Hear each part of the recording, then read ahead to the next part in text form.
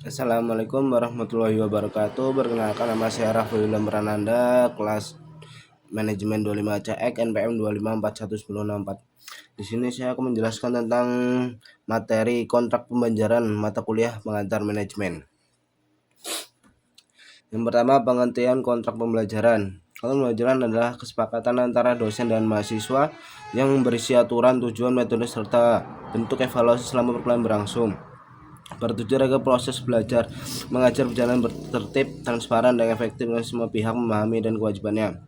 Yang kedua, tujuan kontrak pembelajaran. Kontrak ini disusun agar mahasiswa mengetahui apa yang akan dipelajari selama satu semester. Dosen dan mahasiswa memiliki komitmen bersama terhadap disiplin yang partisipasi. Mahasiswa memahami sistem penilaian yang digunakan. Tercipta suasana belajar yang aktif, komunikatif, dan tanggung jawab.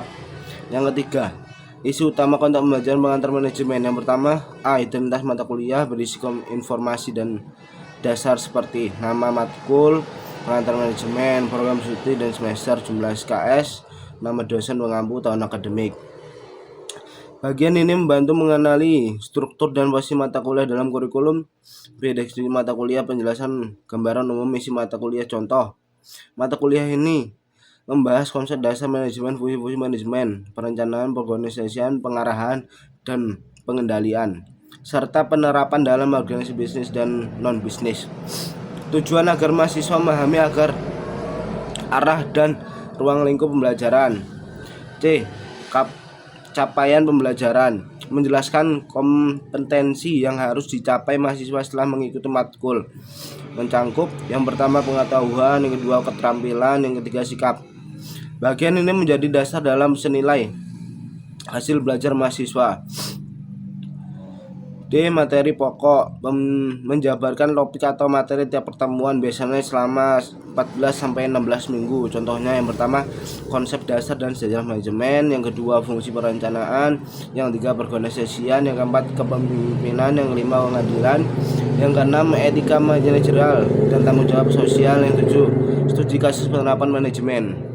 Mahasiswa jadi tahu urutan materi yang akan dipelajari tiap minggu. Metode pembelajaran. Menjelaskan cara dosen mengajar dan cara mahasiswa belajar seperti ceramah interaktif, diskusi kelompok, studi kasus presentasi, penugasan individu dan kelompok.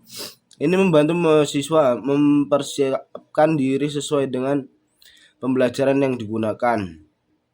F. Sistem penilaian berisi komponen dan bobot nilai, misalnya komponen bobot kehadiran dan partisipasi 10%, tugas individu 10%, tugas kelompok atau presentasi 30%, ujian tengah semester 25%, ujian akhir semester 25%. Dengan begitu mahasiswa tahu bagaimana nilai akhirnya dihitung dan apa yang perlu diutamakan. Yang G.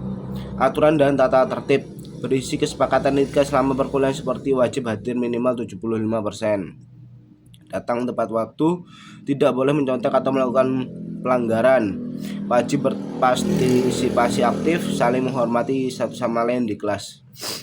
Tujuan untuk menjaga disiplin dan suasana belajar yang positif. Kesepakatan bersama.